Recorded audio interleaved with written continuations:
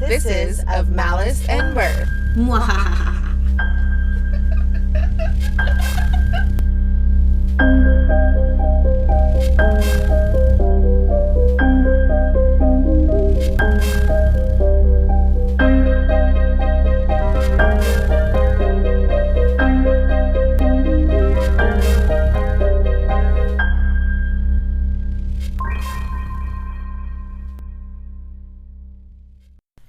Hello, hello. Hello. Welcome to episode 14 Of Malice and Mirth. Yeah. This is our second Whispers from the Inbox. Yes. Not Whispers of the Inbox. That would be kind of weird. But yeah, so that's exciting. So that means, okay, so what that is that we just read listener submitted stories. Yep. We don't have anything that we researched today. No, my honey likes to call them book reports. Yeah, we did not have any book reports this week. Thank goodness. So we're excited to hear what y'all got for us, though. Yep.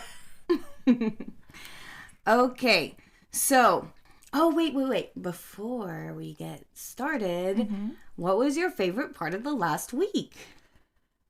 My brain just went blank. I know, your face just went blank. So last week was super busy, but I did have my baby sister's baby shower. Yeah. So that was super exciting. We got to do all the games and we got to just see her be happy and radiant. Yeah. You know, like pregnant women just have that, you know? And it's special. It's special. And she looked so pretty, man. Yeah. Oh, I can't believe she's a full-ass adult. I know. And then, we had, a DJ there, so we got to do some dancing afterwards, and that was fun. Let's just say I'm tired today. Yeah, I feel that. What about you?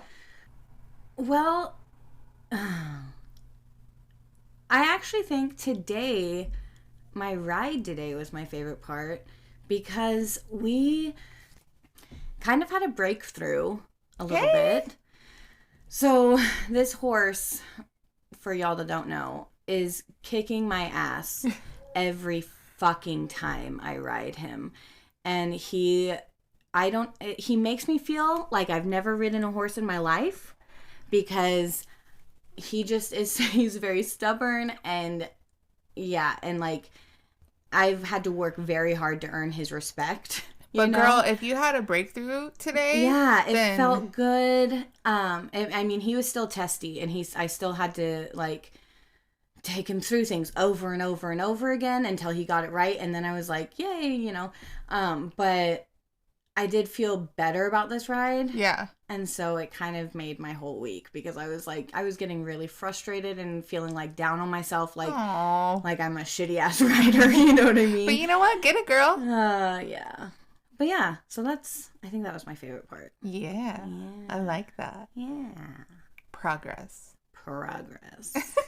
Definitely. So, anyways, okay, so we do have 4 stories for you today. Yay.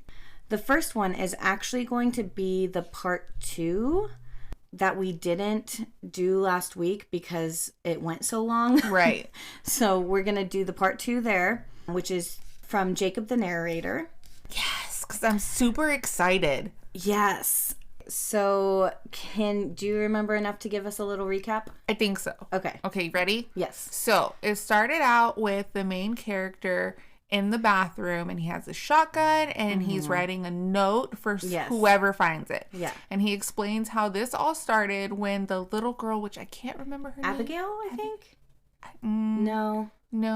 I can't remember her name. But the little girl goes... Amanda. Yes. She goes missing. And, I think her room's on the 2nd floor. And, her window's open. And then there's the old man that's the neighbor that, swears he saw something outside her house. And they're searching for her, can't find her. And then I know that there's cops doing patrols and they're going from house to house, checking to see how many people are in the houses or whatever, which I was like, no sir, don't ask me how many people are in my house. That's weird. Especially because the main character's by himself. Yeah. And then so I remember he closes the door and then for some reason he looks outside and the cops are gone, like they weren't ever there. or something. Yeah. Right? Yes. Okay. You're so good at those. Thanks. Like, holy shit. I don't know how you remember such details, but then when you say them, I'm like, oh yeah, that happened. Okay, so yes, first we're going to do the second portion, the chapter 2. Yes, I'm ready. Chapter 2, Something Was Wrong. Dun dun. Most people would walk right up to the window and see whatever's outside. You could probably think that after what I just saw, or didn't see, it'd be better to grab the shotgun or run upstairs to my room, lock myself inside like a trapped animal, hoping whatever's behind that window is just my imagination. In the end, it kinda did. But it's not that simple. You don't know what to do. You're just frozen. Like, is this really happening, or am I going crazy? And I'm not gonna lie, I was scared shitless. Still am. It's getting harder to write. Maybe it's the alcohol. Maybe it's the fact that I don't have much time left. I think I just heard a stick crack outside, but I'm not looking. Not again. See, like, my curiosity would want to get, like, the better of me and just be like, boop, and then, like, hide real fast. And hide. Well, what did I do? Yeah, you guessed it. I looked. But not the way you might think. I started walking slowly and quietly toward the living room. The knocking could still be heard. I hid behind the wall near the door that led to the living room and to that window. My pulse was racing, heart pounding like crazy, sweat dripping down my brow, and I hadn't even seen anything yet. Suddenly, the knocking stopped. No more knocking, just silence. And that silence was eating me alive. You might wonder why I didn't run toward my shotgun still lying on the couch. Well, I could have, but whatever was out there, I didn't want it to see me going for it. But I gathered the last pieces of courage I had and slowly peeked from behind the corner, just enough to glimpse the window. See? I told you do the boop around the corner. But before I could even see anything, suddenly the light bulb shattered, plunging the room into complete darkness. Then came the sound of someone or something running away. Oh. I yelled and stumbled back, almost fell. Breathing heavily, I stared into the darkened kitchen. I could barely see anything except the faint glow of moonlight cutting through the shadows. I stood there, trying to process what had just happened. How could the light bulb shatter on its own? Sure, it's an old house, everything here is outdated, but light bulbs don't just explode by themselves. Well, the first thing that came to mind was to grab the flashlight I always kept in the nightstand on in my bedroom. But first, I quickly headed to the living room and grabbed my shotgun. Feeling the cold steel in my palms gave me a small sense of security. I'm nodding my head over there, like, nodding yup. her head. Feeling the cold steel in my palms gave me a small sense of security. If there was still something out there, at least I had a way to defend myself. I headed upstairs to my bedroom and turned on the lights. Grabbing the flashlight from my nightstand, luckily it still worked, I placed the shotgun on my bed and moved toward the window overlooking the garden. This time, I didn't hesitate. I opened it and pointed the light downward and saw my back door wide open. My heart stopped and my breath caught in my throat. I hadn't left that door open. I knew I locked it. I even checked it twice to be sure. They were locked, I swear. Creak. I can't. Why was that so perfect? I sounded like an old lady. You sounded like my old lady from, like, episode 2. I'm dying. Okay. Let me try that over. I don't even know how to do it now. Creak. Okay, just give up. Okay. Creak. It has to be like, creak. There we go. Okay. Creak. Whatever. Creak of the stairs, that's what I heard. I froze, eyes wide open. I can't with that sound right now. I'm so sorry that I'm fucking this up. It's okay. I froze, eyes wide open. It's strange how such a simple sound can flood your entire body with waves of terror in just a matter of seconds. I slowly turned around, hands trembling and eyes wide open, to face the hallway behind me. It was swallowed in darkness, no lights, just blackness, and I hadn't even heard a bulb shatter. Before I could logically piece together how any of this happened, I heard it. Another creak, then a footstep, and another, and another. Whoever or whatever was making those sounds was taking its time. Ugh. I don't like that. I could tell the downstairs was probably swallowed in darkness too. I didn't know what to do. I was too paralyzed to even point my flashlight into the shadows, let alone call out, "Hello?" I don't think I could have dragged a single word out of myself. And then my room lights went out too. Oh. Another set of footsteps followed, only to vanish into silence once again. That's when I realized whatever was out there had finally reached the second floor. And with no more sound, I knew it was probably standing there in the darkness. I couldn't see a thing, but I was certain that thing was staring straight into my soul. My flashlight was still pointed down. That's when it hit me. I quickly turned it off. Call me an idiot, call me a coward. That's exactly what I am. But there was no way I was going to look at whatever was waiting for me in the dark. Just as I turned off the light, without warning, I heard it. The sound of something running toward my room. Instinct took over. I charged toward the door, and just as it was probably too close, I slammed it shut and locked it as fast as I could. A massive crash slammed against the other side. I pressed my back to the door, bracing myself in case it tried to break in. But to my surprise, and maybe my luck, it didn't. When I was closing the door, I couldn't quite see what was out there, but in the split second before it shut, just a glimpse from the corner of my eye, I saw a small figure, like a child, on all fours. Oh. Yeah. For a moment, there was silence. As someone who saw horrors during my teenager years, I would have expected it to try breaking down the door. Sure, that thing was small, but the door wasn't in the best condition either. And if it really tried, it might just succeed. Who knows? But nothing. No scratching, no knocking, not even breathing. I almost would have welcomed the knocking, just to drown out this dreadful silence. As if it could hear my thoughts, it began to scratch at the door. Slowly, deliberately, loud enough to remind me it was still there waiting. Each sound sent shivers down my spine, and then I saw it as I turned my light on towards my bed, my salvation, the shotgun still lying on the bed. I should have grabbed it earlier. Just then the scratching stopped, and it caught me off guard. I pressed my ear against the door but heard nothing. Why would you do that? That scares me. That gives me like instant like slasher movies where like yes, something comes through something's the door. Gonna go through the door. Okay. I pressed my ear against the door but heard nothing. Was it still there? Did it leave? Didn't matter. I needed that shotgun. I hurried to the bed, grabbed it, and let out a small sigh of relief. But that relief vanished in an instant as I heard the door behind me slowly begin to open. And now, as I write this, I realize every time a flicker of hope appeared, it was torn away by unimaginable dread. As if they knew, as if these things were toying with us, with me, with my emotions, waiting until just the right moment to strike. Ooh. I continued to stand still. I don't think I could have moved anyway. It felt like my legs were stuck to the floor. The only thing I could do was stare at my trembling hands clutching the shotgun.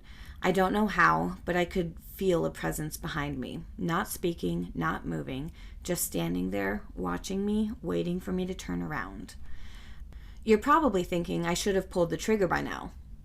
Yes. But it's not that simple. Even in the face of danger, your mind tears itself between fight and flight. I've never shot anyone before. Fair. Valid. And that's a world apart from firing at a dummy. But whatever was behind me was clearly feasting on my fear. I gripped the shotgun tight, trying to take deep, silent breaths. Somehow I gathered the last scraps of adrenaline still left in me. I dropped the flashlight, spun around, and I pulled the trigger. A sudden storm of light flooded the room, followed by the thunder of a shotgun blast. And in that blinding flash, I breathed heavily, still gripping the shotgun in trembling hands. The sound of the shot was still ringing in my ears. I lowered the weapon and looked toward where the body should have been, but I couldn't see anything. Slowly, I reached down, searching the floor for my flashlight. After a few seconds, I felt it. I grabbed it, flicked it on, and pointed the beam toward where I thought the body would be. And then I saw it. Saw her. Amanda. Oh. Oh my God.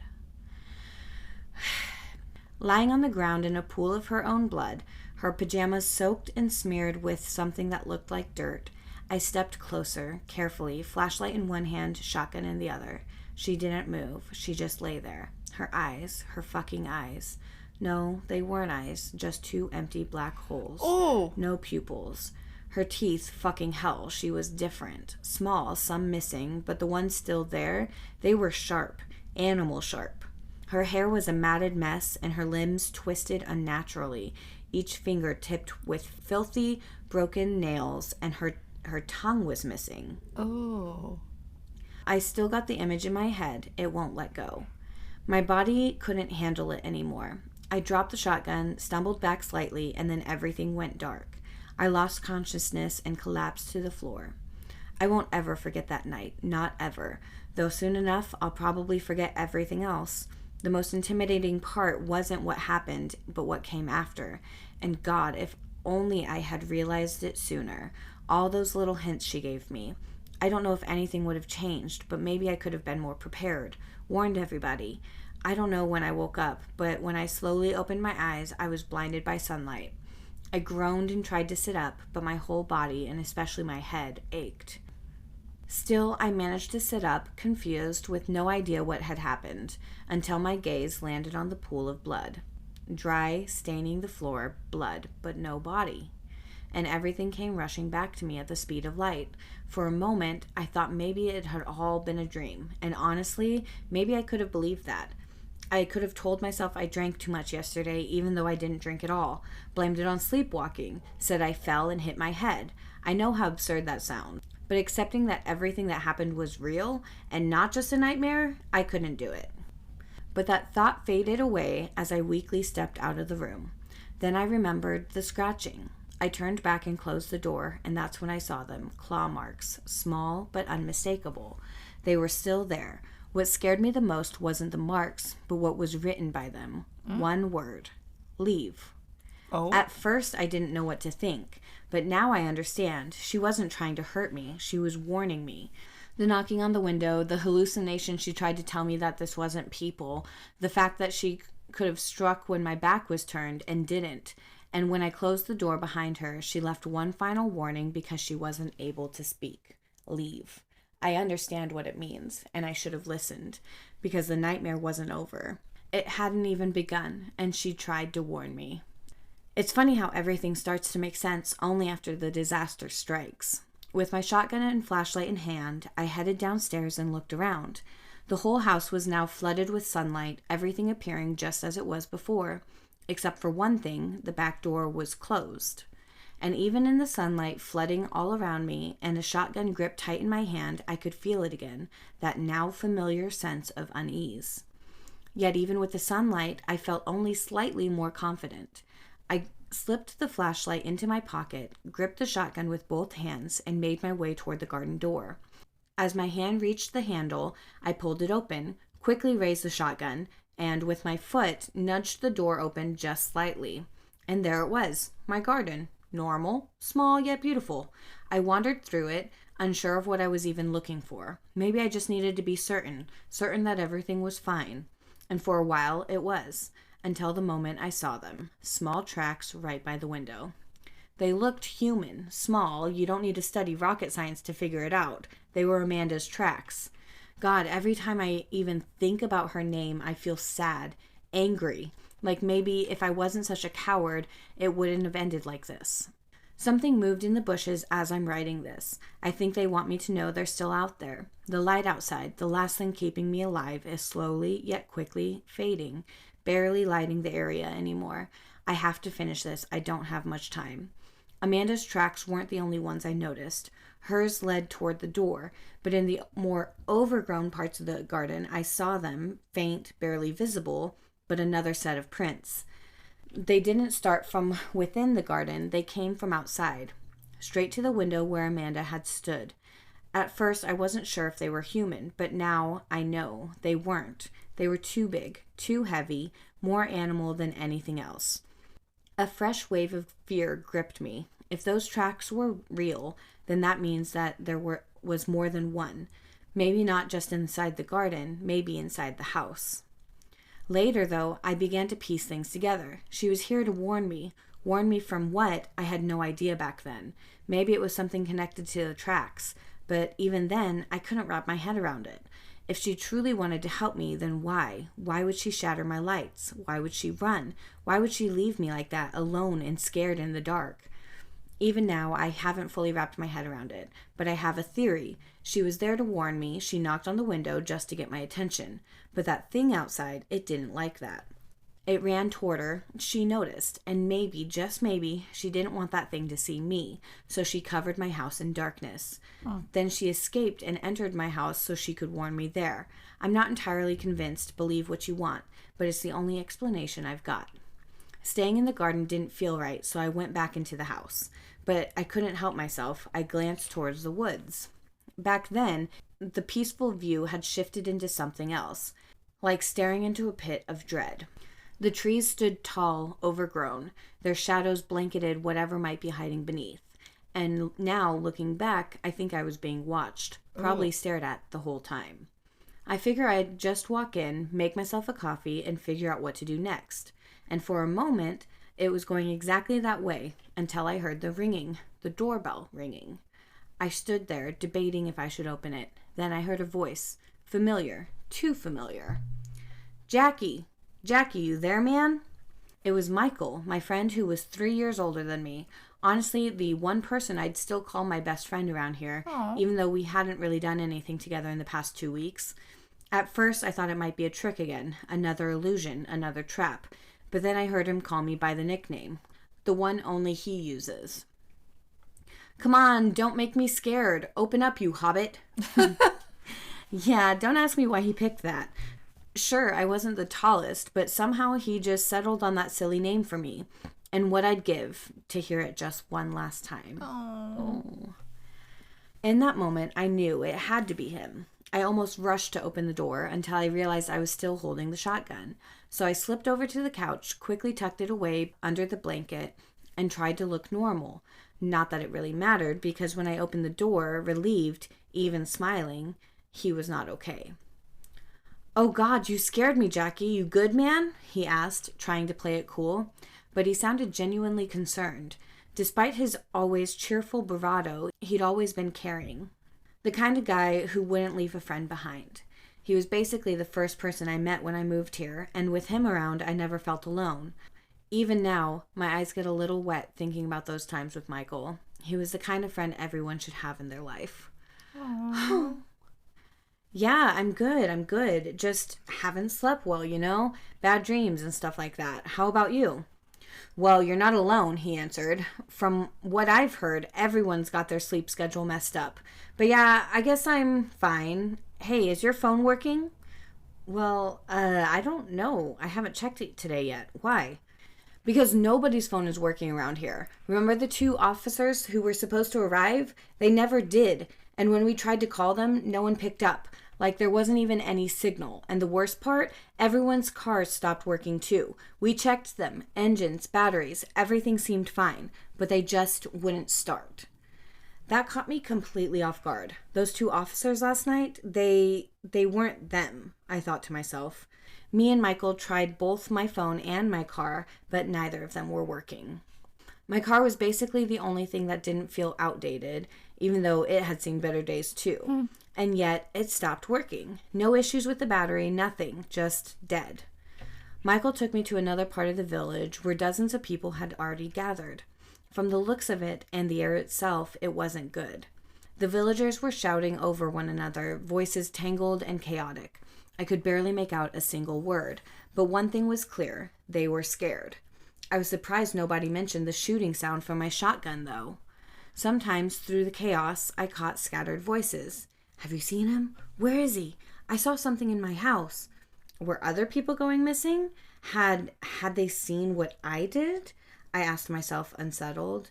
And that's when a woman stepped forward and shouted, loud enough to cut through every conversation. Everyone stopped mid-sentence. The woman was Valeria, 25, young, pretty, and stubborn as hell. I'd always wanted to ask her out, maybe a date, maybe just coffee, but I never did. All right, I know you're all scared. Something is happening here. You're not alone. I'm scared too, but we can't let fear take over. We have to think rationally. Even without cars, I have an idea. If you've got a bike, grab a few essentials and come with me. We'll try to reach the nearest police station. I know it sounds stupid, but what else can we do? The villagers looked at one another, murmuring quietly before nodding in agreement. They realized this was probably the best option. A few people stepped forward to join her. One was Peter, the nearby food store shopkeeper. Another was Elizabeth, who always sold homemade vests. And then there was Patrick, a guy I honestly can't tell you much about. Michael only had a car, and I had a bike that probably wouldn't survive the first 3 miles, and of course the dead car. So it was settled. They would head to the police station themselves, while the rest of us stayed behind, waiting in our homes.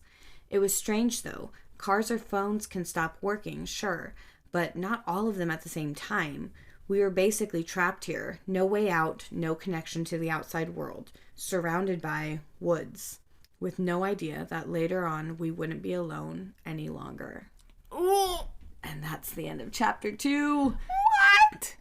I still need to know what these are. I know. But can I just mention, I feel so bad for Jackie because, like, I feel like his survivor guilt is, like... Yeah. Overwhelming for Yeah. him. I It makes know. me so sad. It is a lot of emotions, this one. Yes. I like it, though. I like it a lot. And we will do chapter 3 next week. I can't wait. And I'm not going to cheat. I'm not going to read it beforehand. No, you can't. Okay. Yeah. No.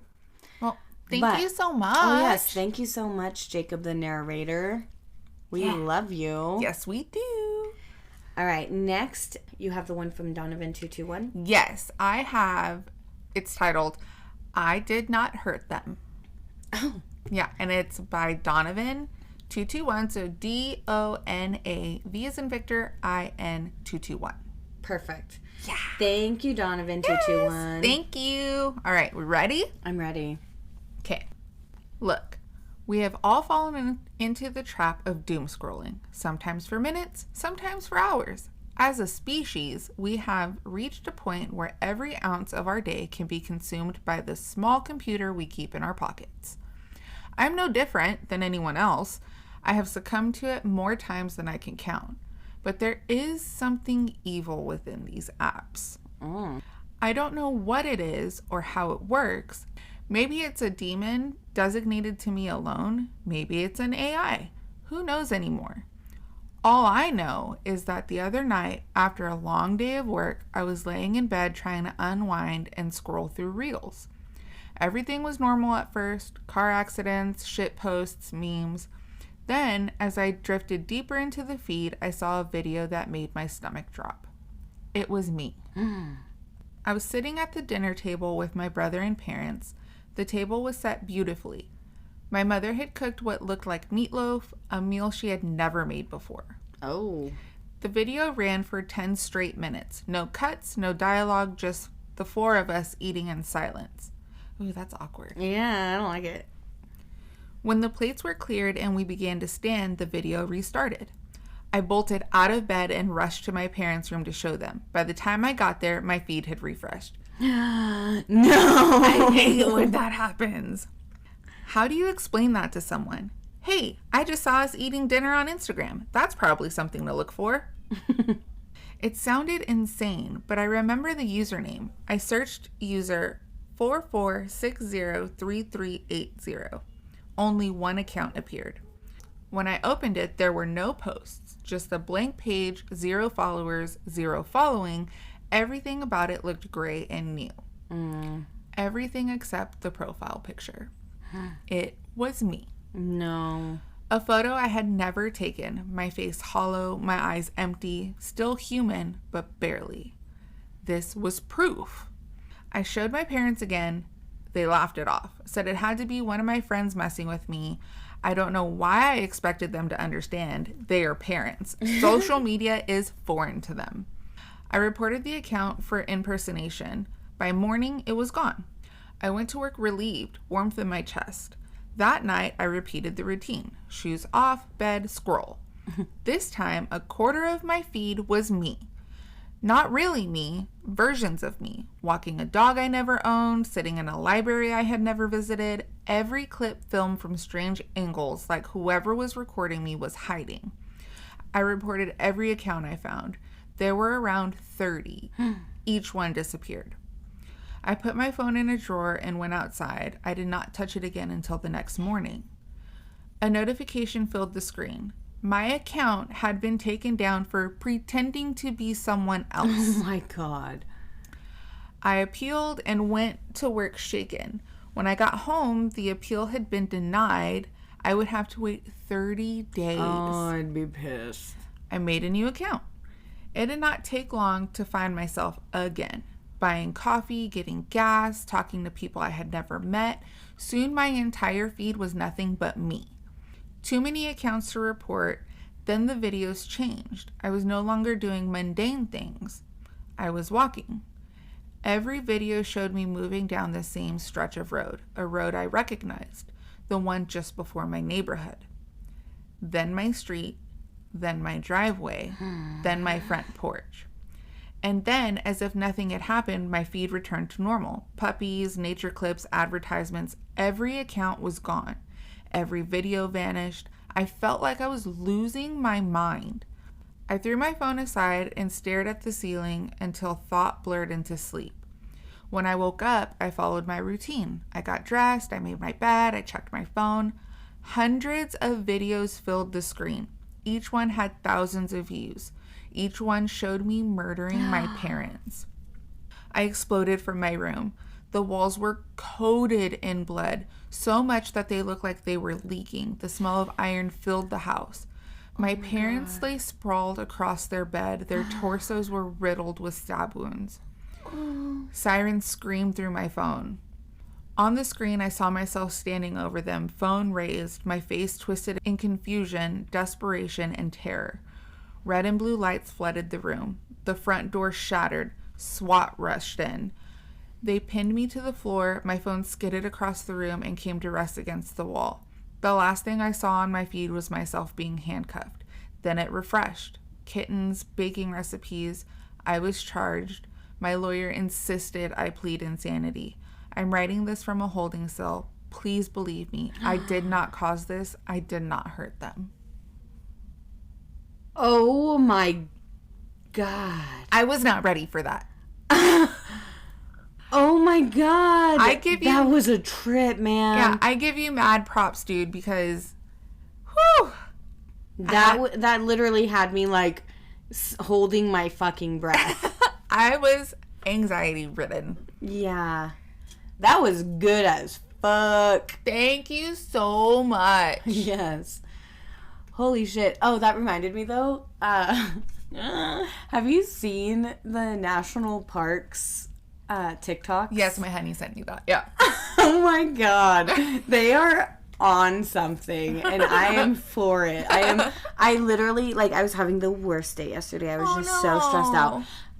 But so I put the baby to bed and I just went downstairs and I was just doom scrolling, and all of a sudden my For You page is all national parks, and it's all like about like the Redwood Forest one where, because they're like supposed to be like thirst traps, right? Yes, they're thirst traps. So the Redwood Forest was talking about being thick and long and stuff, and then another one had WAP playing in the background, and it was a waterfall trickling. And like, it's just it's amazing. Don't let your children see it, but it's amazing. Like, it made my whole day better. Good. Yeah. Anyways, that's what that reminded me of. Because TikTok. Hey. Yeah. Okay, so next we have one from MorbidSalesArchitect. MorbidSalesArchitect. What? Oh, we've already done... Yes, we've done one by them before, but this is a new one. This is another. They wrote the Diana one. Yes. Yeah. Okay. So this one is called I Don't Let My Dog Inside Anymore, which I don't like that the title, because you should always let your dog inside, but now I'm a little nervous about what the dog did. Okay, let's see. We're already on edge. Let's go. Right. October 7th, 2024, 2:30 p.m., day 1. I didn't think anything of it at first. It was late afternoon, typically the quietest part of the day, and I was standing at the kitchen sink filling a glass of water. I had just let Winston out back. Same routine, same dog. While the water ran, I glanced out the window and saw he was standing on the patio facing the yard, perfectly still. What caught my attention was his mouth. It was open, not panning, just slack. It looked wrong, disjointed, like he was holding a toy I couldn't see, or like his jaw had simply unhinged. Oh, okay, let me just state, it's very unnerving, like, because, like, I walk Wiggy, and, like, when she just goes still, it's like, oh, what's going on? Right? Should I get ready to run? Yeah. Then he stepped forward on his hind legs. It wasn't a hop or a circus trick or that desperate balance dogs do while begging for food. He walked, slow, balanced, and casual. Ooh. The weight distribution was terrifyingly human. He didn't bob or wobble. He just strode across the concrete like it was the most natural thing in the world, like it was easier that way. Ooh. I froze, the water overflowing my glass and running cold over my fingers. My brain scrambled for logic. Muscle spasms? A seizure? A trick of the light? But this felt private, invasive, like I had walked in on something I wasn't supposed to see. No. Okay. October 8th, 2024, 8:15 p.m., day 2. Nothing happened the next day. That almost made it worse. Winston acted normal. He ate his food and barked at the neighbors walking on the sidewalk. I was trying to watch TV when he trotted over and tried to lay his heavy head on my foot. I kicked him. Oh. I don't like it. That's not very nice. It wasn't a tap either. It was just a scared reflex from adrenaline. Okay. Oh, I caught him right in the ribs. Oh. Winston yelped and skittered across the hardwood. Mitchell! Brandy dropped the laundry basket in the doorway. She stared at me, eyes wide. What the hell is wrong with you? Yes. That is my question as well. Anyways. He looked at me. I stammered, knowing how stupid it sounded. He was looking at me weird. So you kick him? She yelled. She didn't speak to me for the rest of the night. If you didn't know what I saw, you'd think I was the monster. October 9th, 2024, 11:30 p.m., day 3. I know how this sounds, but I needed to know. I went down the rabbit hole. I started with biology. Canine I just want you to know the face you just made. Well, I had to read this real quick. Vestibulitis. There you go. There we go. Canine vestibulitis, balance issues.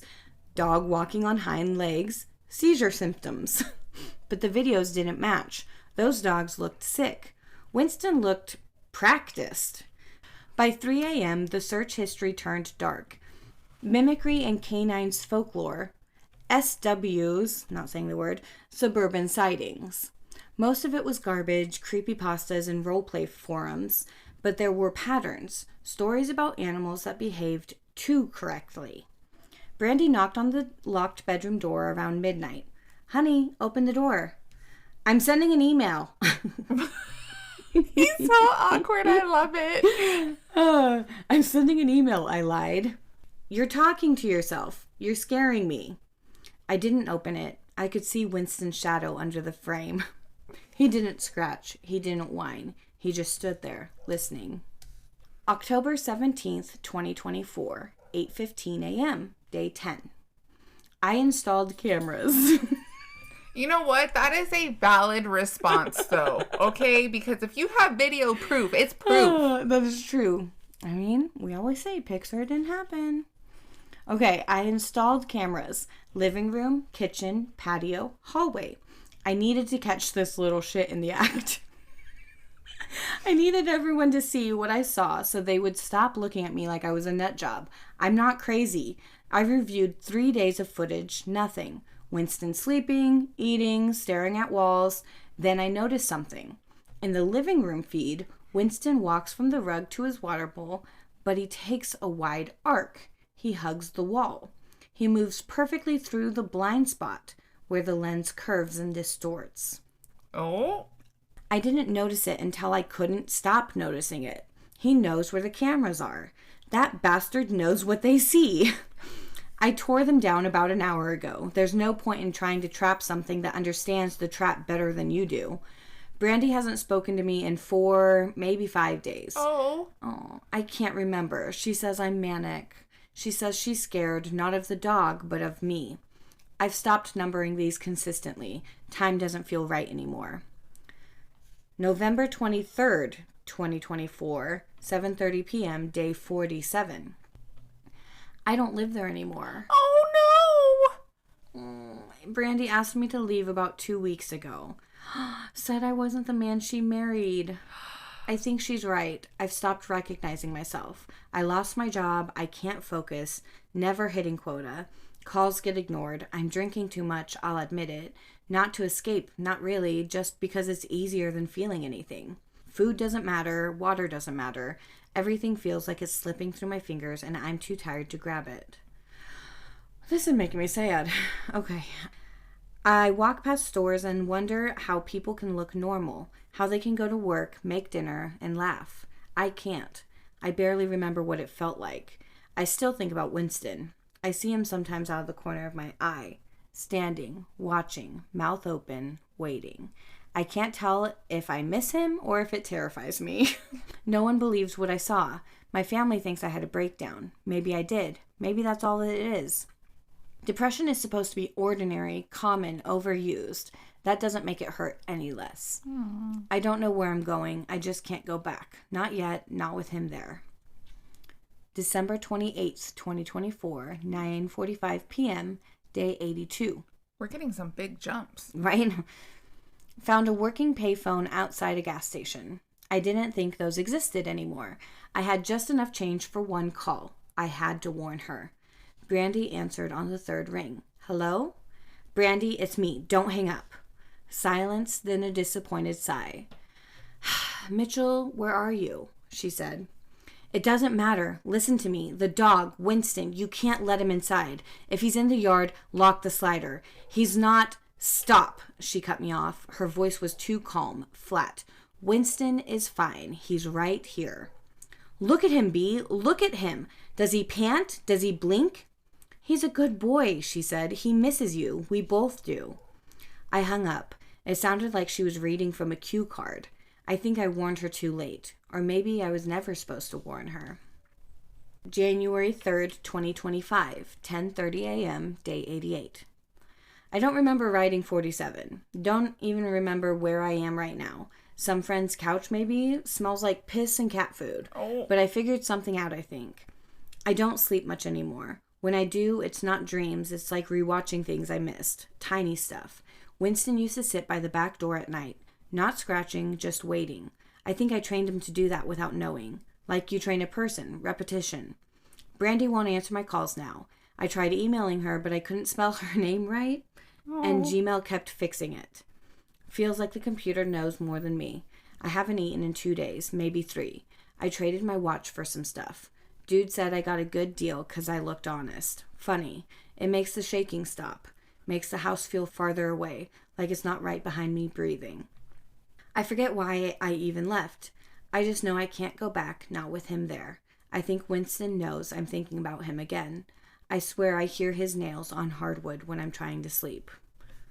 January 6, 2025, 11:55 p.m., day 91. I'm so tired. Haven't eaten real food in I don't know how long. Hands won't stop even when I hold them down. I traded my jacket today, so it's cold. It doesn't matter. Cold keeps me awake. Sometimes I forget the word dog. I just think him. People look through me now, like I'm already gone. Maybe that's good. Maybe that's how he gets in, through empty things. I remember Winston sleeping at the foot of the bed. Remember his weight. Remember thinking he made me feel safe. I got another good deal, best one yet. Guy said I smiled the whole time. Don't remember smiling. I think I'm finally calm enough to go back. Or maybe I already did. The memories are overlapping like bad copies. February 5th, 2025, 6:15 p.m., day 121. I made it back. I spent an hour in the bathroom at a gas station first, shaving with a disposable razor, scrubbing the grime off my face until my skin turned red, chugging lots of water. I had to look like the man she married. Okay. I don't know how long I stood across the street, long enough for the lights to come on inside, long enough to recognize the shadows through the curtains. The house looks bigger, or maybe I'm smaller. The porch swing is still there. I forgot about the porch swing. Brandy answered when I knocked. She didn't jump. She just looked tired, disappointed, like she was looking at a stranger. She smelled clean. Soap, laundry, normal life. It hurt worse than the cold. She kept the screen door between us locked. "You look better," she said softly. "I am better," I lied. "I'm sorry. I think..." I kept losing my words. I wanted her to open the door. I wanted to believe it was all in my head. "Could I..." She shook her head, sad. "You can't come in. You need help." I asked to see him. She didn't turn around. Down the hallway, through the dim, I could see the back of the house. The glass patio door glowed faint blue from the patio light. Winston was sitting outside, perfect posture, too straight, facing the glass, not scratching, not whining, just sitting there, mouth slightly open, fogging the door with each slow breath. I almost felt relief, stupid, warm relief. Brandy put a hand on the doorframe. I noticed her fingers were curled the same way his front legs used to hang, loose, practiced. She told me I should go, said she hoped I stayed clean, and said she still cared. I looked at Winston again, then at her. The timing was off. The breathing matched. And I understood finally why the cameras never caught anything, why he never rushed, why he practiced patience instead of movement, because it didn't need the dog anymore. Brandy smiled at me, not with her mouth. I walked away without saying goodbye. From the sidewalk, I saw her in the living room window, just like before, watching, waiting. A tall, dark figure stood beside her, perfectly still. She never let Winston inside because he never left. Oh, I just got chilly willies. Like, you know when the chilly willies just like go up your neck and it's like, oh. I wasn't expecting that. I was like, oh my God, he's scared of the dog. But then I was like, oh my God, okay. And then I was like, oh shit. Yeah. Yeah. That was really good. Yeah. That was really good. Thank you, Morbid Sales Architect. Thank you. Man. All right, we have one last story. Are we ready? And it is yours. Ready? Go for it. All right. This is titled, "If You Ever Find Undeveloped Polaroids." Polaroids? Man, you're getting good at these titles today. Okay, let's try that again. "If you ever find undeveloped Polaroids in an empty house, don't touch them."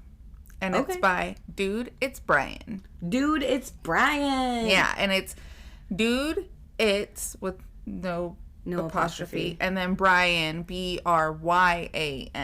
Okay. Okay? Deal. All right. "I keep going back and forth on whether to post this. Part of me thinks writing it out will help me process it, and part of me thinks I sound like a lunatic. But whatever. Here goes. I do cleanouts for a living, foreclosures mostly, some abandoned rentals, couple hoarder situations a year. Basically, once a bank or a landlord takes a property back, they call guys like me to go in and get everything out so they can sell it or rent it again. It's not glamorous work. Most days it's just garbage bags and trying not to gag. You see a lot of sad stuff, family photos, people left behind, kids' toys. One time a dog crate with the door still zipped shut. And I don't want to talk about that one. Oh. Point is, I've been in a lot of empty houses, and I've never had anything happen that I couldn't explain until 3 weeks ago. This place was a foreclosure in redacted because I don't need that headache. Been empty at least a year, probably more. Had that wet wood smell that houses get when nobody runs the heat for a while. No power. Windows were so grimy you could barely see through them. I've seen way worse. I was working the upstairs bedrooms, tiny closet in the back bedroom, barely big enough for a rod and some hangers. There were a few coats still hanging, and behind them on the floor was a metal lockbox, like the kind you keep documents in, the fireproof ones from Walmart or whatever. Okay, this is a part where I have to be honest about something because people keep asking me, why didn't you just leave? And the answer is because at this point, nothing weird had happened yet. It was just a box in a closet. I open boxes and containers in these houses literally every day because sometimes there's stuff worth salvaging and sometimes there's stuff the bank needs to know about. The box wasn't locked, wasn't even latched all the way. Inside, one of those old chunky Polaroid cameras, a pack of film, and a stack of photos face down. They looked blank on the back, just white. I picked them up to flip through them and one slid off the stack and landed on my forearm where my sleeve was pushed up past my glove. Except it didn't land, it stuck. Flat against my skin, stuck, like a sticker or like wet paper except it wasn't wet. And immediately cold, not cool, cold. Like I'd pressed an ice cube to my arm. I pulled it off quickly and it made that sound, you know, when you peel tape off your skin, that ripping, tacky sound. It took a second to come free. Yeah. There was a white rectangle on my arm where it had been, and I don't mean pale, I mean white. Like the color had been sucked out of my skin. Like if you took a photo and erased one square of it down to nothing. I was still looking at that, trying to figure out what the hell, when I noticed the photo in my other hand was changing. It was developing, or whatever the word is when Polaroids go from blank to showing an image. Except what it was showing was my skin. My skin. I could see the freckle I have near my elbow. It was my arm. And right in the middle of the image was a dark square shape. I looked at my arm, looked at the photo, same spot. Then my arm started hurting. Not like a cut or a sting, more like, okay, you know when you press your thumb really hard into a muscle and hold it, that ache? Oh. But in a spot where there was no reason for it to hurt. The white rectangle on my skin started going purple while I watched it. Not spreading like a bruise normally does, filling in. The color was filling in from the edges towards the center, staying perfectly inside the rectangle shape. Like something was coloring it in from underneath. Ew. I put the photo down on the floor. Pain didn't stop. The photo finished developing and it showed my arm with the bruise, same shape, same size, same location.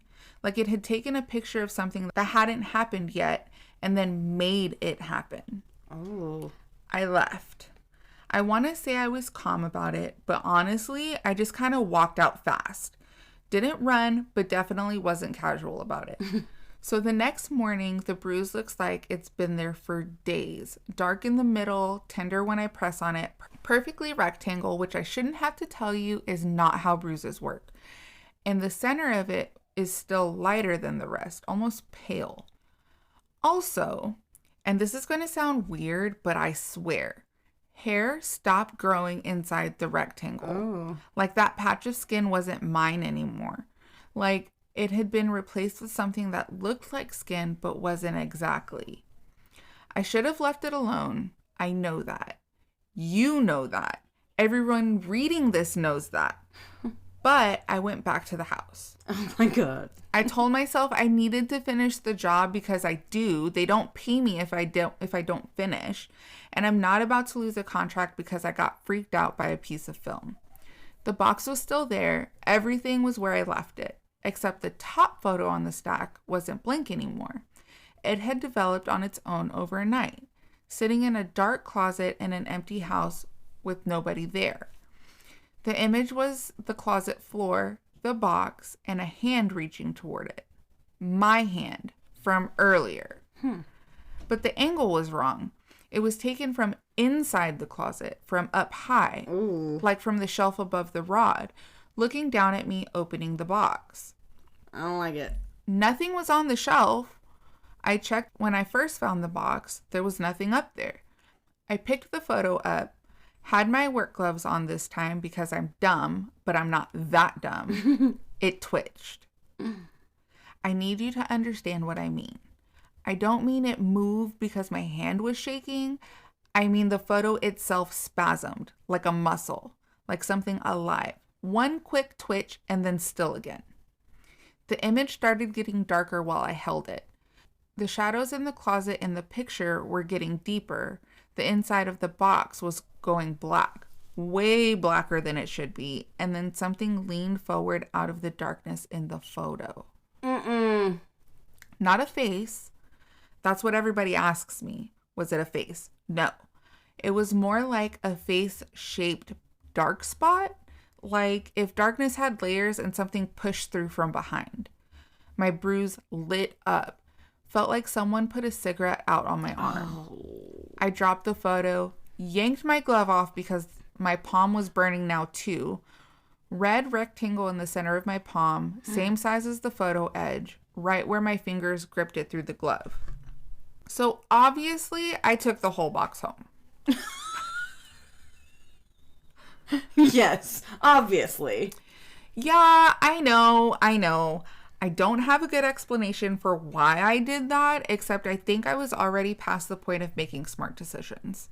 I think when something impossible happens to you, your brain just kind of stops running the, is this a good idea program, and starts running the, I need to understand this program, and you do stupid things.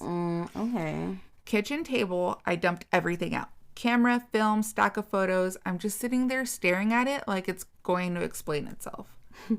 The camera clicked. My hands were in my lap. I was not touching it. It clicked by itself. The mechanical sound of the Polaroid taking a picture, then the motor noise, then a photo slid out the front. It slid across the table and stopped right in front of me. I don't mean it traveled because the table was tilted. My table isn't tilted. It slid across a flat surface and stopped in front of me like someone pushed it. I didn't pick it up. I just sat there and watched it develop. It was me, sitting at my kitchen table from across the room, like from the doorway to the living room. In the picture, my left hand was up and there was a black square on my palm. Not the red mark that was actually there, black, like a hole. My real hand started burning, deep, not surface level, like the pain was coming from inside my hand, from the bones or the tendons or whatever is in there. I ran to the sink and held it under cold water, and it didn't help at all. Watched the skin from my palm go white, then red, then dark angry color. Perfect square edges, like it was printed on me. The camera was pointed at me from the table. The lens was facing me. I had dumped it out randomly and somehow it landed pointed right at my chair. Or it moved. I don't know. I grabbed oven mitts and shoved the camera in the metal trash can and dumped all the film and photos in after it and put the lid on and wrapped the whole thing in packing tape. Took it to the garage. Felt like I was disposing of a body or something. Went to urgent care for my hand. Nurse wrapped it up and asked what I touched. I said an old camera. She gave me this look like she wanted to ask more but didn't. They gave me burn cream and sent me home. That night I woke up because I heard it. The sound a Polaroid makes. The click and then the whirring right next to my head. I don't like it. Camera was on my nightstand with a fresh photo sitting next to it. I left it in the garage. Oh my God. I taped the lid. I know I did. The new photo showed my hand bandaged up, except in the photo the bandage was soaked through, dark, saturated. Ew. My actual hand started itching under the bandage, then stinging, then this pulling feeling like something under my skin was being tugged sideways. Ugh. I ripped the bandage off and the burn had changed. The skin inside the rectangle was smooth. Not scarred smooth, but like new. Shiny, like a different type of skin had been installed there. And in the dead center was a gray mark. It looked like a doorway, a tiny rectangular doorway shaped in the middle of my palm. Camera clicked again. Another photo came out, then another one, then another. I didn't think. I grabbed it with the kitchen tongs, ran to the bathroom, threw it in a tub, and dumped bleach, tile cleaner, drain opener, everything under the kitchen sink on top of it. I didn't even think about the fumes. Probably should have. The camera sank to the bottom of the tub, and it sank wrong, too fast, way too heavy for what it was. Then it started whirring loud. Not the normal sound it makes, angrier, faster, like it was trying to take photos rapid fire from underwater. My palm felt like something was pushing out from inside, pushing against my skin from underneath, trying to get through. Ew. I yelled. I'll admit that. I'm not going to pretend I was tough about it. I yelled and almost passed out and had to sit down on the bathroom floor. The skin inside the square of my palm cracked along the edges. Clean, straight cracks. And underneath the cracked skin was raw, pink, new skin. Like something had been pressing into it from the inside, molding it. Then the camera stopped. Everything stopped. The whirring, the pressure in my hand, all of it, just done. I left everything in the tub for 3 days. Didn't go near the bathroom, used the kitchen sink to brush my teeth. I didn't care if that was gross.